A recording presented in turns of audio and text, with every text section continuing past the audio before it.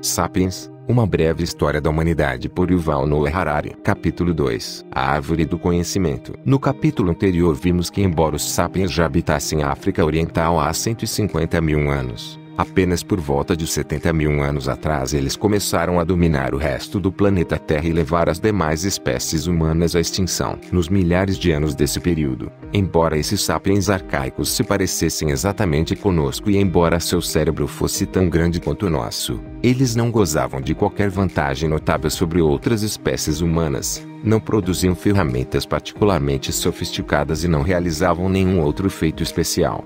De fato, no primeiro encontro registrado entre os sapiens e neandertais, os neandertais levaram a melhor. Por volta de 100 mil anos atrás, alguns grupos de sapiens migraram para o Levante, que era território neandertal, mas foram incapazes de garantir sua sobrevivência. Isso pode ter sido devido à crueldade dos nativos, a um clima inclemente ou à presença de parasitas com os quais não estavam familiarizados. Qualquer que seja o motivo, os sapiens acabaram por se retirar, deixando os neandertais como senhores do Oriente Médio. Esse registro escasso de conquistas levou especialistas a especularem que a estrutura interna do cérebro desses sapiens provavelmente era diferente da nossa. Eles se pareciam conosco, mas suas capacidades cognitivas, aprendizado, memória, comunicação, eram muito mais limitadas. Ensinar português a um desses sapiens antigos, persuadi-lo da verdade do dogma cristão ou fazê-lo entender a teoria da evolução provavelmente teriam sido tarefas infrutíferas. Por outro lado, teríamos muita dificuldade para aprender sua linguagem e compreender seu modo de pensar. Mas então, a partir de 70 mil anos atrás, o Homo sapiens começou a fazer coisas muito especiais. Nessa época, bandos de sapiens deixaram a África pela segunda vez. Dessa vez, eles expulsaram os neandertais e todas as outras espécies humanas não só do Oriente Médio como também da face da Terra. Em um período incrivelmente curto, os sapiens chegaram à Europa e ao leste da Ásia. Há aproximadamente 45 mil anos, conseguiram atravessar o mar aberto e chegaram à Austrália, um continente até então intocado por humanos. O período de 70 mil anos atrás a 30 mil anos atrás testemunhou a invenção de barcos, lâmpadas a óleo, arcos e flechas e agulhas, essenciais para costurar roupas quentes. Os primeiros objetos que podem ser chamados de arte e joalheria datam dessa era, assim como os primeiros indícios incontestáveis de religião, comércio e estratificação social. A maioria dos pesquisadores acredita que essas conquistas sem precedentes foram produto de uma revolução nas habilidades cognitivas dos sapiens. Eles sustentam que os indivíduos que levaram os neandertais à extinção, que se instalaram na Austrália e que esculpiram o homem-leão de Stadel eram tão inteligentes, criativos e sensíveis como nós. Se nos deparássemos com os artistas da caverna de Stadel, poderíamos aprender a língua deles, e eles, a nossa. Seríamos capazes de lhes explicar tudo o que conhecemos, das aventuras de Alice no País das Maravilhas aos paradoxos da física quântica, e eles poderiam nos ensinar como seu povo concebia o mundo, o surgimento de novas formas de pensar e se comunicar. Entre 70 mil anos atrás a 30 mil anos atrás, constitui a revolução cognitiva. O que a causou? Não sabemos ao certo. A teoria mais aceita afirma que mutações genéticas acidentais mudaram as conexões internas do cérebro dos sapiens, possibilitando que pensassem de uma maneira sem precedentes e se comunicassem usando um tipo de linguagem totalmente novo. Poderíamos chamá-las de mutações da árvore do conhecimento, porque ocorreram no DNA dos sapiens e não no DNA dos neandertais. Até onde pudemos verificar, foi uma questão de puro acaso. Mas é mais importante entender as consequências das mutações da árvore do conhecimento do que suas causas. O que havia de tão especial na nova linguagem dos sapiens que nos permitiu conquistar o mundo? Essa não foi a primeira linguagem. Todos os animais têm alguma forma de linguagem. Até mesmo os insetos, como abelhas e formigas, sabem se comunicar de maneiras sofisticadas, informando uns aos outros sobre o paradeiro de alimentos. Tampouco foi a primeira linguagem vocal. Muitos animais, incluindo todas as espécies de macaco, têm uma linguagem vocal. Por exemplo, macacos verdes usam gritos de vários tipos para se comunicar. Os zoólogos identificaram um grito que significa cuidado. Uma águia, um grito um pouco diferente, alerta. Cuidado. Um leão. Quando os pesquisadores reproduziram uma gravação do primeiro grito para um grupo de macacos, estes pararam o que estavam fazendo e olharam para cima assustados. Ao ouvir uma gravação do segundo grito, o aviso do leão, o grupo subiu rapidamente em uma árvore. Os sapiens podem produzir muitos mais sons do que os macacos verdes, Mas as baleias e os elefantes têm habilidades igualmente impressionantes. Um papagaio pode dizer qualquer coisa proferida por Albert Einstein, além de imitar o som de telefone chamando, portas batendo e sirenes tocando. Qualquer que fosse a vantagem de Einstein sobre um papagaio, não era vocal. O que, então, há de tão especial em nossa linguagem? A resposta mais comum é que nossa linguagem é incrivelmente versátil. Podemos conectar uma série limitada de sons e sinais para produzir um número infinito de frases, cada uma delas com um significado diferente. Podemos, assim, consumir, armazenar e comunicar uma quantidade extraordinária de informação sobre o mundo à nossa volta. Um macaco verde pode gritar para seus camaradas: cuidado! Um leão, mas um humano moderno pode dizer aos amigos que esta manhã, perto da curva do rio, ele viu um leão atrás de um rebanho de bisões. Pode então descrever a localização exata, incluindo os diferentes caminhos que levam à área em questão. Com essas informações, os membros do seu bando podem pensar juntos e discutir se devem se aproximar do rio, expulsar o leão e caçar os bisões. Uma segunda teoria concorda que nossa linguagem singular evoluiu como um meio de partilhar informações sobre o mundo. Mas as informações mais importantes que precisavam ser comunicadas eram sobre humanos, e não sobre leões e bisões. Nossa linguagem evoluiu como uma forma de fofoca. De acordo com essa teoria, o Homo sapiens é antes de mais nada um animal social. A cooperação social é essencial para a sobrevivência e reprodução. Não é suficiente que homens e mulheres conheçam o paradeiro de leões e bisões. É muito mais importante para eles saber quem em seu bando odeia quem está dormindo com quem é honesto e quem é trapaceiro. A quantidade de informações que é preciso obter e armazenar a fim de rastrear as relações sempre cambiantes até mesmo de umas poucas dezenas de indivíduos é assombrosa. Em um bando de 50 indivíduos, há 1.225 relações de 1 para 1, e incontáveis combinações sociais mais complexas. Todos os macacos mostram um ávido interesse por tais informações sociais, mas eles têm dificuldade para fofocar de fato. Os neandertais e os Homo sapiens arcaicos provavelmente também tiveram dificuldade para falar pelas costas uns dos outros, uma habilidade muito difamada aqui. Na verdade, é essencial para a cooperação em grande número. As novas habilidades linguísticas que os sapiens modernos adquiriram há cerca de 70 milênios permitiram que fofocassem por horas a fio. Graças a informações precisas sobre quem era digno de confiança, pequenos grupos puderam se expandir para bandos maiores, e os sapiens puderam desenvolver tipos de cooperação mais sólidos e mais sofisticados.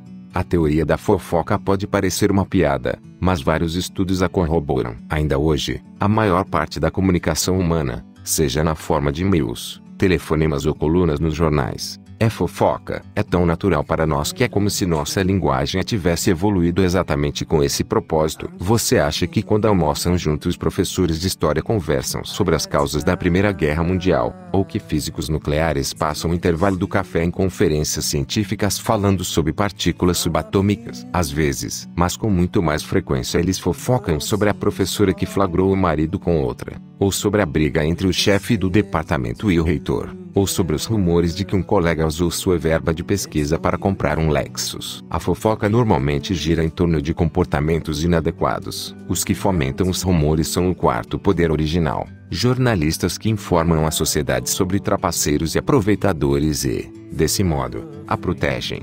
Muito provavelmente, tanto a teoria da fofoca quanto a teoria do leão perto do rio são válidas. Mas a característica verdadeiramente única da nossa linguagem não é sua capacidade de transmitir informações sobre homens e leões. É a capacidade de transmitir informações sobre coisas que não existem. Até onde sabemos, só os sapiens podem falar sobre tipos e mais tipos de entidades que nunca viram, tocaram ou cheiraram. Lendas, mitos, deuses e religiões apareceram pela primeira vez com a revolução cognitiva. Antes disso, muitas espécies animais e humanas foram capazes de dizer: cuidado, um leão. Graças à revolução cognitiva, o Homo sapiens adquiriu a capacidade de dizer: o leão é o espírito guardião da nossa tribo. Essa capacidade de falar sobre ficções é a característica mais singular da linguagem dos sapiens. É relativamente fácil concordar que só o Homo sapiens pode falar sobre coisas que não existem de fato e acreditar em meia dúzia de coisas impossíveis antes do café da manhã. Você nunca convencerá um macaco a lhe dar uma banana prometendo a ele bananas ilimitadas após a morte no céu dos macacos. Mas isso é tão importante. Afinal,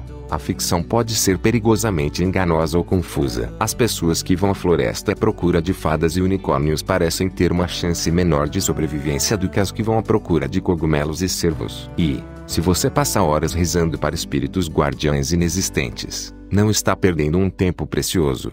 Tempo que seria mais bem utilizado procurando comida, guerreando e copulando. Mas a ficção nos permitiu não só imaginar coisas como também fazer isso coletivamente. Podemos tecer mitos partilhados, tais como a história bíblica da criação, os mitos do tempo do sonho dos aborígenes australianos e os mitos nacionalistas dos estados modernos. Tais mitos dão aos sapiens a capacidade sem precedentes de cooperar de modo versátil em grande número. Formigas e abelhas também podem trabalhar juntas em grandes números, mas elas o fazem de maneira um tanto rígida, e apenas com parentes próximos. Lobos e chimpanzés cooperam de forma muito mais versátil do que formigas, mas só o fazem com um pequeno número de outros indivíduos que eles conhecem intimamente. Os sapiens podem cooperar de maneiras extremamente flexíveis com um número incontável de estranhos. É por isso que os sapiens governam o mundo, ao passo que as formigas comem nossos restos e os chimpanzés estão trancados em zoológicos e laboratórios de pesquisa. A lenda da Peugeot. Nossos primos chimpanzés normalmente vivem em pequenos bandos de várias dezenas de indivíduos. Eles formam fortes laços de amizade, caçam juntos e lutam lado a lado contra babuínos, guepardos e chimpanzés inimigos. Sua estrutura social tende a ser hierárquica. O membro dominante, que quase sempre é um macho, é denominado macho alfa. Outros machos e fêmeas demonstram sua submissão ao macho alfa curvando-se diante dele enquanto emitem grunhidos, de modo não muito diferente de súditos humanos se ajoelhando diante de um rei. O macho alfa se esforça para manter a harmonia social em seu bando. Quando dois indivíduos brigam, ele intervém e impede a violência. Em uma atitude menos benevolente, ele pode monopolizar alimentos particularmente cobiçados e evitar que machos de postos inferiores na hierarquia casalem com as fêmeas. Quando dois machos estão disputando a posição de alfa, eles normalmente fazem isso formando grandes coalizões de apoiadores, tanto machos quanto fêmeas, dentro do grupo. Os laços entre os membros da coalizão se baseiam em contato íntimo diário, abraçar, tocar, beijar, alisar e fazer favores mútuos. Assim como os políticos humanos em campanha eleitoral saem por aí distribuindo apertos de mão e beijando bebês, também os aspirantes à posição superior em um grupo de chimpanzés passam muito tempo abraçando, dando tapinhas nas costas e beijando filhotes. O macho alfa normalmente conquista essa posição não porque seja fisicamente mais forte, mas porque lidera uma coalizão grande e estável. Essas coalizões exercem um papel central não só durante as lutas pela posição de alfa como também em quase todas as atividades cotidianas. Membros de uma mesma coalizão passam mais tempo juntos, partilham alimentos e ajudam uns aos outros em momentos de dificuldade. Há limites claros ao tamanho dos grupos que podem ser formados e mantidos de tal forma. Para funcionar, todos os membros de um grupo devem conhecer uns aos outros intimamente. Dois chimpanzés que nunca se encontraram, nunca lutaram e nunca se alisaram mutuamente não saberão se podem confiar um no outro, se valer a pena ajudar um ao outro nem qual deles é superior na hierarquia. Em condições normais, um típico bando de chimpanzés consiste de 20 a 50 indivíduos. À medida que o número em um bando de chimpanzés aumenta, a ordem social se desestabiliza, levando enfim à ruptura e à formação de um novo bando por alguns dos animais. Apenas em alguns casos os zoólogos observaram grupos maiores que 100. Grupos separados raramente cooperam e tendem a competir por território e por alimentos. Os pesquisadores documentaram guerras prolongadas entre grupos, e até mesmo um caso de atividade genocida em que um bando assassinou sistematicamente a maioria dos membros de um bando vizinho. Padrões similares provavelmente dominaram a vida social dos primeiros humanos, incluindo o Homo sapiens arcaico. Os humanos, como os chimpanzés, têm instintos sociais que possibilitaram aos nossos ancestrais construir amizades e hierarquias e caçar ou lutar juntos. No entanto, como os instintos sociais dos chimpanzés, os dos humanos só eram adaptados para pequenos grupos íntimos. Quando o grupo ficava grande demais, sua ordem social se desestabilizava, e o bando se dividia. Mesmo se um vale particularmente fértil pudesse alimentar 500 sapiens arcaicos, não havia jeito de tantos estranhos conseguirem viver juntos. Como poderiam concordar sobre quem deveria ser o líder, quem deveria caçar onde, ou quem deveria acasalar com quem? Após a revolução cognitiva, A fofoca ajudou o Homo sapiens a formar bandos maiores e mais estáveis. Mas até mesmo a fofoca tem seus limites. Pesquisas sociológicas demonstraram que o tamanho máximo natural de um grupo unido por fofoca é de cerca de 150 indivíduos. A maioria das pessoas não consegue nem conhecer intimamente,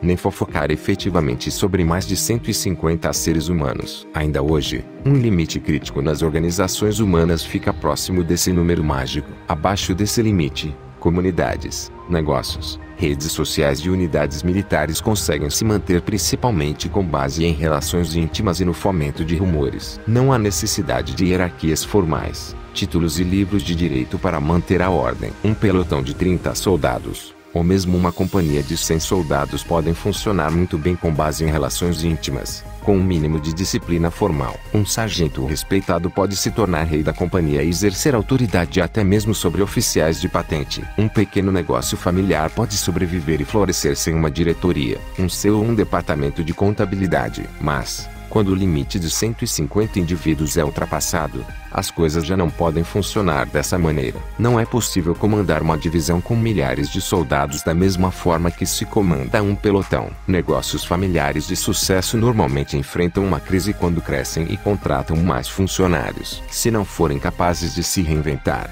acabam falindo. Como o Homo sapiens conseguiu ultrapassar esse limite crítico, fundando cidades com dezenas de milhares de habitantes e impérios que governam centenas de milhões. O segredo foi provavelmente o surgimento da ficção. Um grande número de estranhos pode cooperar de maneira eficaz se acreditar nos mesmos mitos. Toda a cooperação humana em grande escala, seja um estado moderno, uma igreja medieval, uma cidade antiga ou uma tribo arcaica, se baseia em mitos partilhados que só existem na imaginação coletiva das pessoas. As igrejas se baseiam em mitos religiosos partilhados. Dois católicos que nunca se conheceram podem, no entanto, lutar juntos em uma cruzada ou levantar fundos para construir um hospital porque ambos acreditam que Deus encarnou em um corpo humano e foi crucificado para redimir nossos pecados. Os estados se baseiam em mitos nacionais partilhados. Dois sérvios que nunca se conheceram podem arriscar a vida para salvar um ao outro porque ambos acreditam na existência da nação sérvia, da terra natal sérvia e da bandeira sérvia. Sistemas judiciais se baseiam em mitos jurídicos partilhados. Dois advogados que nunca se conheceram podem unir esforços para defender um completo estranho porque acreditam na existência de leis,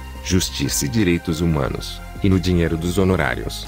Mas nenhuma dessas coisas existe fora das histórias que as pessoas inventam e contam umas às outras. Não há deuses no universo, nem nações, nem dinheiro, nem direitos humanos, nem leis, nem justiça fora da imaginação coletiva dos seres humanos.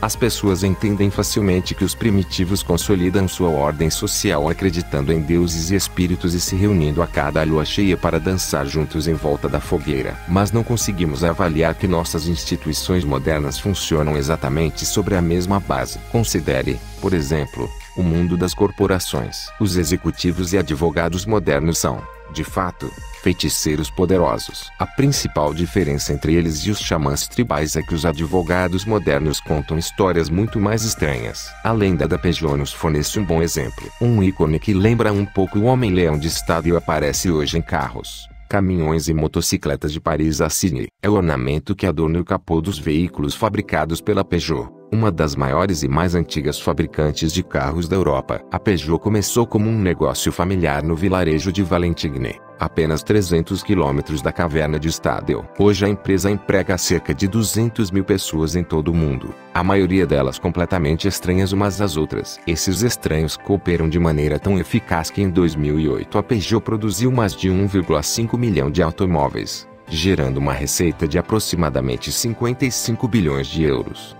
Em que sentido podemos afirmar que a Peugeot SA é nome oficial da empresa? Existe. Há muitos veículos da Peugeot, mas estes obviamente não são a empresa. Mesmo que todos os Peugeot no mundo fossem descartados ao mesmo tempo e vendidos para o ferro velho, a Peugeot SA não desapareceria. Continuaria a fabricar novos carros e a publicar seu relatório anual. A empresa tem fábricas, maquinário e showrooms e emprega mecânicos, contadores e secretárias, mas tudo isso junto não constitui a Peugeot. Um desastre poderia matar cada um dos empregados da Peugeot e destruir todas as suas linhas de montagem e todos os seus escritórios executivos. Mesmo assim, a empresa poderia obter empréstimos, contratar novos empregados, construir novas fábricas e comprar novo maquinário. A Peugeot tem gestores e acionistas, mas eles também não constituem a empresa. Todos os gestores poderiam ser demitidos e todas as suas ações vendidas, mas a empresa propriamente dita permaneceria intacta. Isso não significa que a Peugeot SA seja invulnerável ou imortal. Se um juiz ordenasse a dissolução da empresa, suas fábricas permaneceriam de pé e seus trabalhadores, contadores, gestores e acionistas continuariam a viver, mas a Peugeot SA desapareceria imediatamente. Em suma, a Peugeot SA parece não ter conexão alguma com o mundo físico. Ela existe de fato. A Peugeot é um produto da nossa imaginação coletiva. Os advogados chamam isso de ficção jurídica. Não pode ser sinalizada, não é um objeto físico, mas existe como entidade jurídica. Como você ou eu, está submetida às leis dos países em que opera. Pode abrir uma conta bancária e ter propriedades. Paga impostos e pode ser processada, até mesmo separadamente de qualquer um de seus donos ou das pessoas que trabalham para ela. A Peugeot pertence a um gênero particular de ficção jurídica chamado empresas de responsabilidade limitada. A ideia por trás de tais empresas está entre as invenções mais engenhosas da humanidade. O Homo sapiens viveu sem elas por milênios. Durante a maior parte da história de que se tem registro, a propriedade só poderia pertencer a seres humanos de carne e osso, do tipo que anda sobre duas pernas e tem cérebro grande. Se na França do século XIII Jean abrisse uma oficina para fabricar vagões, ele próprio seria o negócio. Se um vagão por ele fabricado parasse de funcionar uma semana após a compra, o comprador insatisfeito processaria Jean pessoalmente. Se Jean tomasse emprestadas 1000 moedas de ouro para abrir sua oficina e o negócio falisse, ele teria de pagar o empréstimo vendendo sua propriedade privada, sua casa, sua vaca, sua terra. Talvez até precisasse vender seus filhos como escravos. Se não pudesse honrar a dívida, poderia ser jogado na prisão pelo Estado ou ser escravizado por seus credores. Ele era totalmente responsável, de maneira ilimitada, por todas as obrigações assumidas por sua oficina. Se tivesse vivido naquela época, você provavelmente pensaria duas vezes antes de abrir um negócio próprio. E, com efeito, essa situação jurídica desencorajava o empreendedorismo. As pessoas tinham medo de começar novos negócios e assumir riscos econômicos. Dificilmente parecia valer a pena correr o risco de sua família acabar totalmente destituída. Foi por isso que as pessoas começaram a imaginar coletivamente a existência de empresas de responsabilidade limitada. Tais empresas eram legalmente independentes das pessoas que as fundavam,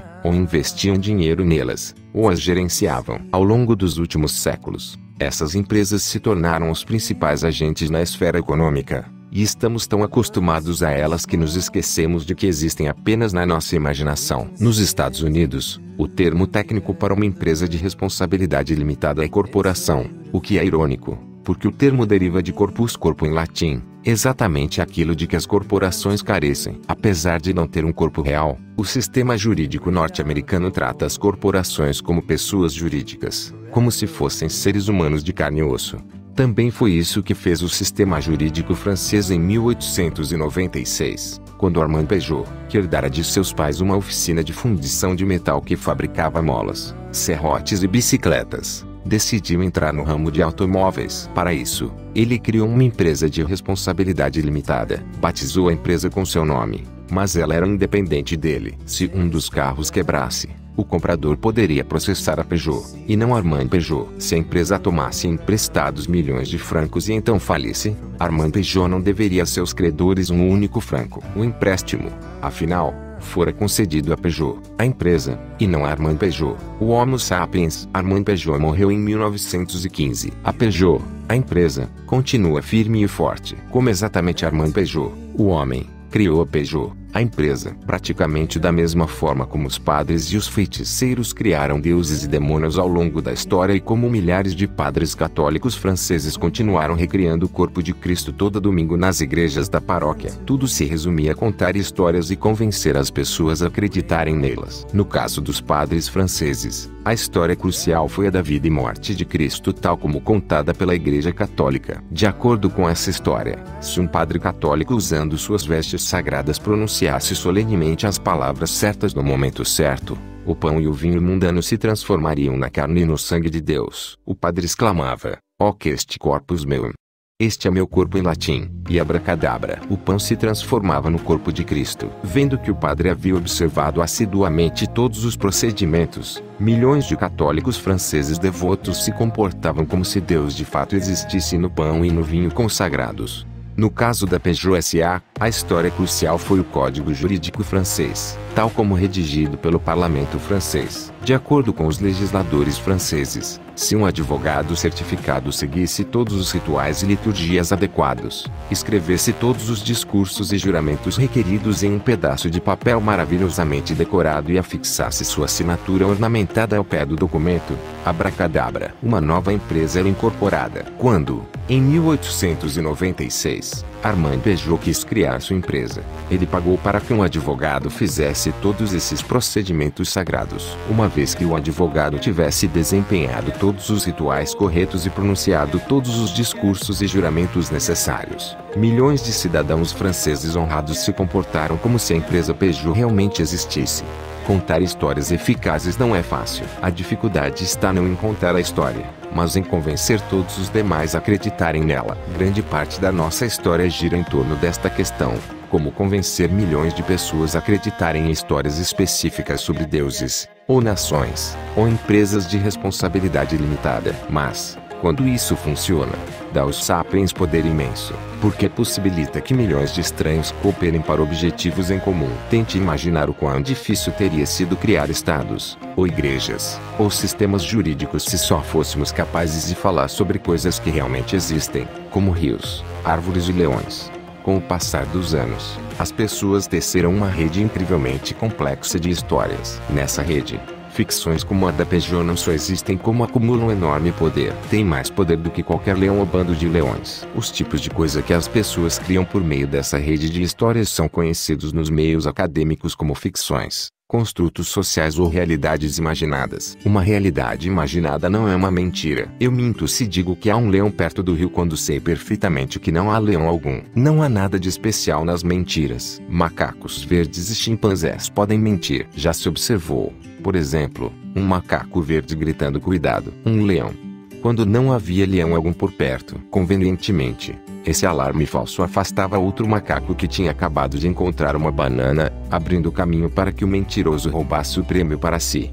Ao contrário da mentira, uma realidade imaginada é algo em que todo mundo acredita e, enquanto essa crença partilhada persiste, a realidade imaginada exerce influência no mundo. O escultor da caverna de Stader pode ter acreditado sinceramente na existência do espírito guardião do Homem-Leão. Alguns feiticeiros são charlatães, mas a maioria acredita sinceramente na existência de deuses e demônios. A maioria dos milionários acredita sinceramente na existência do dinheiro e das empresas de responsabilidade limitada. A maioria dos ativistas dos direitos humanos acredita sinceramente na existência de direitos humanos. Ninguém estava mentindo quando, em 2011, a ONU exigiu que o governo líbio respeitasse os direitos humanos de seus cidadãos. Embora a ONU, a Líbia e os direitos humanos sejam todos produtos de nossa fértil imaginação. Desde a revolução cognitiva, os sapiens vivem, portanto, em uma realidade dual. Por um lado, a realidade objetiva dos rios, das árvores e dos leões.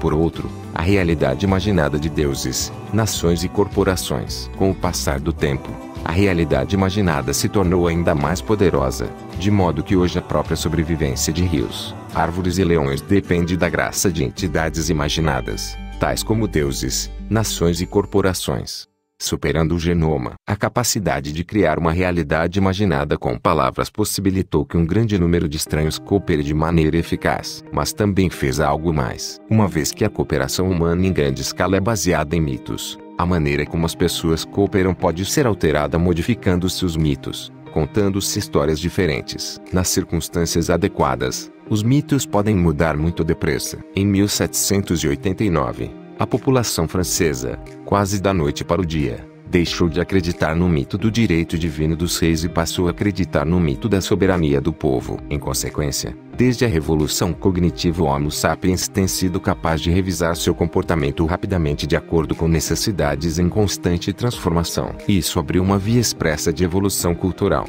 contornando os engarrafamentos da evolução genética, acelerando por essa via expressa. O Homo sapiens logo ultrapassou todas as outras espécies humanas em sua capacidade de cooperar. O comportamento de outros animais sociais é determinado em grande medida por seus genes. O DNA e não é um autocrata. O comportamento animal também é influenciado por fatores ambientais e por peculiaridades individuais. No entanto, em um ambiente estável, animais da mesma espécie tendem a se comportar de maneira similar. Em geral, mudanças significativas no comportamento social não podem ocorrer sem mutações genéticas. Por exemplo, os chimpanzés comuns têm uma tendência genética a viver em grupos hierárquicos liderados por um macho alfa, membros de uma espécie de chimpanzé muito próxima. Os bonobos normalmente vivem em grupos mais igualitários dominados por alianças femininas. As fêmeas dos chimpanzés comuns não podem aprender com suas parentes bonobos e conduzir uma revolução feminista. Os chimpanzés machos não podem se reunir em uma assembleia constituinte para abolir o cargo do macho alfa e declarar que de agora em diante todos os chimpanzés devem ser tratados como iguais. Tais mudanças drásticas de comportamento só ocorreriam se algo mudasse no DNA dos chimpanzés. Por razões similares, os humanos arcaicos não iniciavam revoluções. Até onde sabemos, as mudanças nos padrões sociais, a invenção de novas tecnologias e a consolidação de novos hábitos decorreram mais de mutações genéticas e pressões ambientais do que de iniciativas culturais. É por isso que levou centenas de milhares de anos para os humanos darem esses passos. Há 2 milhões de anos, mutações genéticas resultaram no surgimento de uma nova espécie humana chamada Homo erectus. Seu surgimento foi acompanhado pelo desenvolvimento de uma nova tecnologia de ferramentas de pedra, hoje reconhecida como uma característica decisiva dessa espécie. Enquanto o Homo erectus não passou por novas alterações genéticas, suas ferramentas de pedra continuaram mais ou menos as mesmas, por quase 2 milhões de anos. Por sua vez, desde a revolução cognitiva, os sapiens têm sido capazes de mudar seu comportamento rapidamente, transmitindo novos comportamentos a gerações futuras sem necessidade de qualquer mudança genética ou ambiental. Por exemplo, considere o advento repetido de elites sem filhos, como a classe sacerdotal católica, as ordens monásticas budistas e as burocracias eunucas chinesas. A existência de tais elites vai contra os princípios mais fundamentais da seleção natural, já que esses membros dominantes da sociedade deliberadamente abrem mão da procriação, enquanto, entre os chimpanzés, os machos alfa usam seu poder para ter relações sexuais com tantas fêmeas quanto possível, e, consequentemente, gerar uma grande proporção dos filhotes do grupo traço. Os machos alfa católicos se abstêm completamente das relações sexuais e dos cuidados dos filhos. Essa abstinência não resulta de condições ambientais singulares, tais como a carência severa de alimentos ou de parceiros em potencial. Tampouco é resultado de alguma mutação genética peculiar. A Igreja Católica sobreviveu por séculos não por transmitir um gene do celibato de um papa ao seguinte, mas por transmitir as histórias do Novo Testamento e do direito canônico católico. Em outras palavras, enquanto os padrões de comportamento dos humanos arcaicos permaneceram inalterados por dezenas de milhares de anos, os sapiens conseguem transformar suas estruturas sociais, a natureza de suas relações interpessoais, suas atividades econômicas e uma série de outros comportamentos no intervalo de 1 ou 2 décadas. Considere um habitante de Berlim nascida em 1900 e vivendo longevos 100 anos. Ela passou a infância no Império Hohenzollern de Guilherme II, seus anos adultos na República de Weimar, no Terceiro Reich nazista e na Alemanha Oriental comunista, e morreu cidadã de uma Alemanha democrática reunificada. Conseguiu ser parte de 5 sistemas sociopolíticos muito diferentes, embora seu DNA tenha permanecido exatamente o mesmo. Isso foi essencial para o sucesso dos sapiens. Em uma briga de 1 para 1, provavelmente um Neandertal teria derrotado um sapiens, mas em um conflito de centenas, os Neandertais não teriam uma chance sequer. Os Neandertais podiam partilhar informações sobre o paradeiro de leões, mas provavelmente não podiam contar e revisar histórias sobre espíritos tribais. Sem a capacidade de criar ficção, os Neandertais não conseguiam cooperar efetivamente em grande número nem adaptar-se ao ambiente social para responder aos desafios em rápida transformação. Embora não possamos adentrar a mente de um Neandertal para entender como eles pensavam, temos indícios indiretos dos limites de sua capacidade cognitiva em comparação com seus rivais sapiens. Ao escavar sítios habitados por sapiens há 30 mil anos no interior do continente europeu, Os arqueólogos ocasionalmente encontram conchas da costa mediterrânea e da costa atlântica. É muito provável que essas conchas tenham chegado ao interior do continente por meio de escambo a longa distância entre diferentes bandos de sapiens. Os sítios de Neandertais não têm indícios de tal escambo. Cada grupo fabricava suas próprias ferramentas com materiais encontrados no local. Outro exemplo vem do Pacífico Sul. Bandos de sapiens que viveram na ilha de Nova Irlanda, no norte da Nova Guiné, usaram um vidro vulcânico chamado obsidiana para manufaturar ferramentas particularmente fortes e afiadas. A Nova Irlanda, entretanto, não tem depósitos naturais de obsidiana. As análises de laboratório revelaram que a obsidiana que eles usaram foi trazida de depósitos na Nova Bretanha,